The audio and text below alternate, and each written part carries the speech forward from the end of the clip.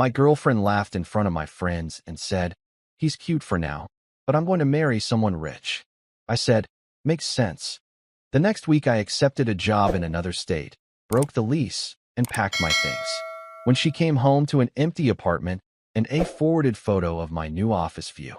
I, 29, male, had been with Emma, 27, for 2.5 years. I thought we were building something real.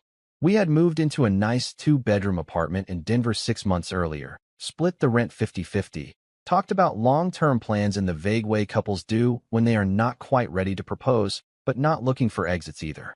Then she said the words that ended everything. We were at Marcus and Jenna's place for dinner. 6 of us around their dining table, wine glasses half empty, everyone relaxed and laughing. Emma had 3 glasses in by the time dessert came out. She was telling a story about her college roommate who married a tech CEO, and someone made a joke about sugar daddies. Emma laughed, gestured at me with her wine glass, and said it loud enough for the whole table to hear. "He's cute for now, but I'm going to marry someone rich." The room went quiet. Marcus looked at his plate. Jenna's smile froze. I could feel 4 sets of eyes on me, waiting to see how I would react. I looked at Emma. She was still smiling, like she had made a harmless joke. I kept my voice calm, almost bored. "Makes sense." Then I stood up, cleared my plate, and asked Marcus if he wanted help with the dishes. The conversation moved on. Emma kept drinking. No one brought it up again that night. But something inside me turned cold and stayed that way. Over the next 7 days, I moved in complete silence. By the time Emma came home from her girls' trip the following weekend, I was already 2 states away. The apartment she walked into was empty except for her furniture, her clothes, and 1 envelope on the kitchen counter. Inside was a printed photo of my new corner office overlooking Puget Sound and a single line. "Found someone rich. Me. Good luck with your search." "This is how I left a relationship that was already over the moment," she said those words out loud. Emma and I met through work friends. She was in marketing for a mid-sized firm downtown. I was a software developer at a startup that got acquired 6 months into our relationship. The acquisition gave me decent stock options, but not life-changing money.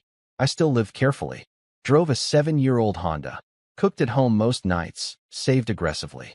Emma made slightly less than I did, but her spending habits were different. New handbags every season, girls' trips to Miami and Scottsdale, constant brunch plans. I never judged her for it. Money is personal. She worked hard. She earned her paycheck. She could spend it how she wanted. But I noticed how she talked about her friends' relationships. Whose boyfriend bought them a car. Whose fiancé had family money.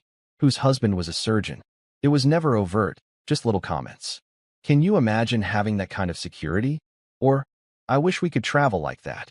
At first I thought it was normal daydreaming. Everyone wants financial comfort. But the comments kept coming. When we toured the apartment, she wanted the upgraded unit with the view. I suggested we stick to our budget. She pouted for 2 days. When I mentioned putting extra money into my retirement account, she asked why I was not prioritizing our experiences now. When her sister got engaged to a portfolio manager, Emma posted 6 Instagram stories about the ring and the proposal location. Red flags are easy to ignore when someone is affectionate in private. Emma was good at that. She cooked my favorite meals when I had rough work weeks. She laughed at my bad jokes. She said, "I love you" first, 3 months in, drunk at a rooftop bar, and I said it back because I meant it. But under the surface, I felt like I was being auditioned. Not for who I was, but for who I might become financially. The dinner party was on a Friday. Marcus and Jenna were good people. We had known them for a year, double-dated a few times, played board games at their place. That night started normal. Jenna made lasagna. Marcus opened 2 bottles of red wine. The other couple there, David and Priya, were telling stories about their honeymoon in Greece. The conversation drifted to wedding costs. Priya mentioned how her parents helped with the reception. David joked that he sold his motorcycle to afford the photographer. Everyone was relaxed, trading light complaints about money in that way people do when they are financially comfortable enough to find it funny. Then Emma, on her 3rd glass of wine, jumped in with the college roommate story. The roommate had dated casually through her 20s, then met a guy who had just sold his 2nd company. 6 months later, they were engaged. Emma said the wedding was at a vineyard in Napa, and the ring was 4 carats. David laughed and said something about aiming high. Jenna made a joke about finding rich husbands for all of us. That is when Emma turned to me, grinned, and said it. He's cute for now, but I'm going to marry someone rich. The room did not just go quiet. It went cold. Marcus put his fork down. Jenna's face tightened. Priya looked at David like she wanted to leave. I saw Emma realize, half a second too late, that she had miscalculated. But she did not backtrack. She laughed, a little too loud, like she could reset the moment with volume. I'm kidding. Obviously. I looked at her for 3 seconds. Then I said, makes sense, and stood up. I walked into the kitchen with my plate and asked Marcus if he needed help loading the dishwasher. He followed me, grateful for the exit. We spent 5 minutes in silence, rinsing plates and arranging them in neat rows. When we came back, the conversation had moved on to hiking trails. Emma kept drinking. She touched my arm twice during the rest of the night, trying to read my mood. I stayed polite. I smiled when appropriate. I did not bring it up in the car ride home. That night, Emma fell asleep within 10 minutes of getting into bed. I lay awake until 3 in the morning, staring at the ceiling, feeling something click into place. Not anger, not even hurt, just clarity. She had said out loud what I already suspected. I was a placeholder. Saturday morning, I woke up early. Emma was still asleep, one arm thrown over my side of the bed. I got up quietly, made coffee, and sat on the couch with my laptop. I opened my email and scrolled through the last 3 months of recruiting messages. There were 6 active conversations. 3 of them were courtesy follow-ups I had politely declined. 2 were local roles I was not interested in. The 6th was from a recruiter at a software company in Seattle. Senior developer position, 30% pay bump, stock options, full relocation package. I had interviewed twice over Zoom, mostly out of curiosity. The 3rd interview had been scheduled for the following week, but I had been dragging my feet on confirming it. Now I opened the email thread and typed a reply. Still interested. Let me know when you want to schedule the final round. The recruiter responded in 40 minutes. We set up the interview for Tuesday at 10 a.m. I spent the rest of the weekend acting normal. Emma and I went to brunch. She did not mention the dinner party. I did not either. On Sunday night, I prepped for the interview while she watched Netflix in the bedroom. She came out once to ask if I wanted snacks. I said no thanks, and she went back to her show. Tuesday morning, I took the interview from a coffee shop 3 blocks from the apartment. The call lasted 90 minutes. They made an offer by Thursday afternoon. $95,000 base salary, $15,000 signing bonus. For year stock vest, relocation covered up to $10,000. Start date, 3 weeks from Monday. I accepted in writing the same day. On Friday, I called the landlord. His name was Ron, mid-50s, owned 4 properties in our neighborhood. I had always paid rent on time, never caused problems. He picked up on the second ring. I told him I was relocating for work and needed to break the lease. We had 8 months left. I offered to pay 2 months penalty plus forfeit the security deposit. Ron paused, then said he appreciated the heads up and would find new tenants quickly. The penalty would cover his gap. We agreed to sign the paperwork the following Monday. Saturday, I rented a storage unit across town. 10 by 15, climate-controlled, month to month. I paid 3 months up front in cash. Sunday, I went to a UPS store and bought 20 heavy-duty boxes, packing tape, and bubble wrap. I brought everything back to the apartment while Emma was at yoga. I stacked the boxes in the closet and left the tape in my car. Monday, I signed the lease termination with Ron in his office downtown. He handed me a copy and asked where I was headed. I told him Seattle. He wished me luck. That night, Emma asked if I wanted to order Thai food. I said sure. We ate on the couch, watched half a movie, went to bed. She fell asleep holding my hand. Tuesday, I called a moving company. I explained the timeline. They had availability the following Saturday. I booked them for 8 a.m., paid the deposit over the phone, confirmed twice that they understood only my furniture and boxes were going into the truck. Nothing belonging to Emma. Wednesday, I started packing. I worked from home that day while Emma was at the office. I filled 6 boxes with books, files, clothes, kitchen items I had brought into the apartment. I labeled everything in plain block letters: bedroom, kitchen, office. I stacked them in the back of the closet behind winter coats. Thursday, I went to FedEx and printed a photo I had saved on my phone. It was a shot from the Seattle office rooftop, the kind they use in recruiting materials. Corner office view, glass walls, Puget Sound in the background, mountains on the horizon. I printed it on glossy paper, 8 by 10, and slipped it into a plain white envelope. On a blank card inside, I wrote one sentence: Found someone rich. Me. Good luck with your search. Friday, Emma told me she was going to Scottsdale for the weekend with her girlfriends. They had planned it a month earlier. She asked if I minded. I told her to have fun, kissed her forehead, and said I would miss her. She left Saturday morning at 6 a.m. in an Uber to the airport.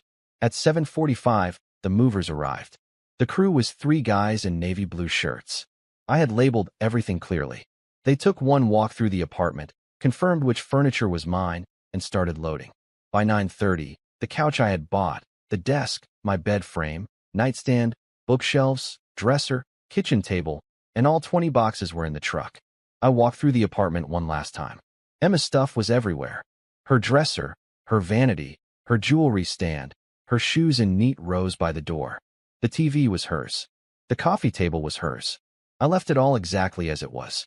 The only thing I took that she might have considered shared was the French press, because I had bought it. I left her the Keurig. I placed the envelope on the kitchen counter, right in the center where she would see it first thing. Then I locked the door, slid the key under the mat, and followed the moving truck to the storage unit. By noon, everything I owned was inside a 10 by 15 concrete room in southeast Denver. I closed the door, locked it, and drove to a hotel near the airport. I had a flight to Seattle the next morning at 8. That night, I turned off my phone and slept better than I had in months.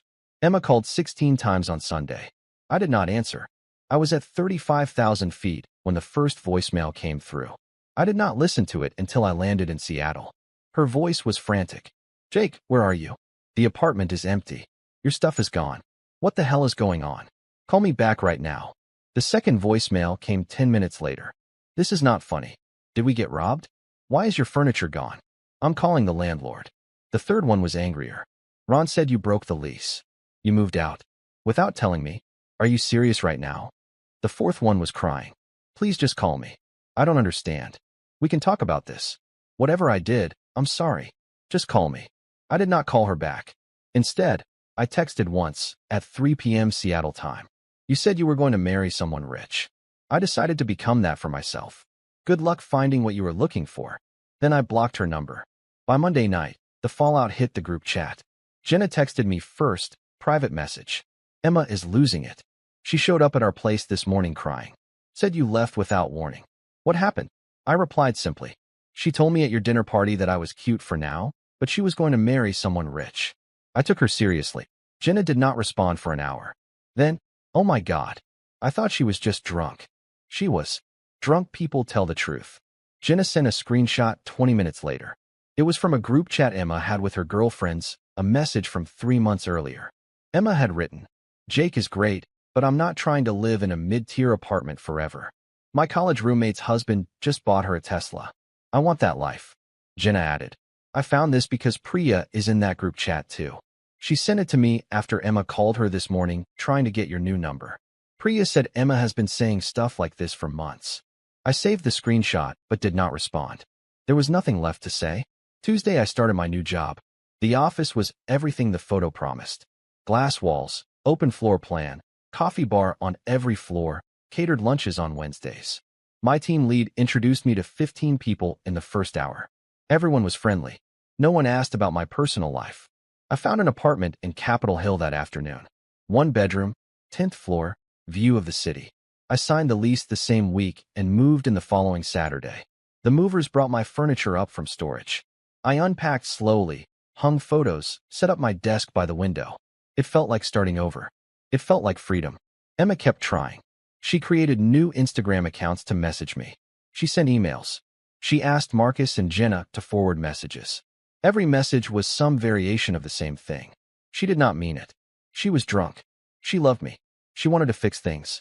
But the screenshot Jenna sent told me everything. Emma had been planning her exit for months. I was never the endgame. I was the reliable placeholder until someone with more money came along. The only difference was I left first. 3 weeks later, Marcus called me. He did not ask for permission, just said he needed to tell me something. "Emma is in bad shape, man. She is staying with her parents. She had to move out of the apartment because she could not afford it alone. She has been calling everyone trying to get your number." Jenna told her to stop. I asked why he was telling me this. He said because Emma was spreading a version of the story where I abandoned her out of nowhere over a joke. He wanted me to know that Jenna had shut that down hard. She showed people the screenshot. She told them what Emma said at the dinner party. The narrative flipped fast. People are not buying her story anymore, Marcus said. Priya and David stopped talking to her. A couple of other people in our group did too. She made her bed. I thanked him for the update and told him I appreciated his honesty. Then I asked him to stop passing along information. I did not need to know what happened to Emma after I left. It was not my problem anymore. He agreed. That was the last time we talked about her. 6 months later, I was sitting in my apartment in Seattle, drinking coffee, looking out at the city lights. My phone buzzed. It was a LinkedIn notification. Someone had viewed my profile. I clicked it out of curiosity. It was Emma. Her profile picture was new. She worked at the same marketing firm, same title. In her About section, she had written something generic about growth and resilience. I did not block her on LinkedIn. I just closed the app and went back to my coffee. The truth is, I did not leave because I wanted revenge. I left because she told me, out loud and in front of people, that I was temporary. I believed her, and I decided I would rather be temporary on my own terms than stay and watch her trade up the moment someone better came along. Some people spend years trying to figure out if their partner really loves them. I got my answer at a dinner party over lasagna and red wine. She loved the idea of me, the placeholder, the safe option, while she kept her eyes open for someone richer. So I gave her what she wanted. I got out of her way, and in the process, I built the life she thought she needed someone else to give her. The apartment in Seattle has floor-to-ceiling windows. My salary increased again after my first performance review. I maxed out my 401k, started a side project that might turn into something, and bought a car I actually like. Not to impress anyone, just because I could. Emma wanted someone rich. I became that person, just not for her. A year later, Jenna sent me one final update. She said Emma got engaged. The guy worked in finance, had family money, drove a Range Rover. Jenna saw the ring on Instagram. 3 carats, emerald cut. The proposal was at a resort in Cabo. Jenna added, she got what she wanted, but she asks about you sometimes. Priya told me she cried at her bachelorette party and said she made the biggest mistake of her life. I read the message twice. Then I replied, I hope she is happy. I really do. And I meant it. Not because I forgave her, not because I wanted her back, but because holding on to anger takes energy, and I had better things to do with mine. I built a life I am proud of. I wake up every day in an apartment I chose, doing work I enjoy, without having to wonder if I am enough. That is worth more than any ring, any Range Rover, any resort proposal. Emma said I was cute for now. She was right.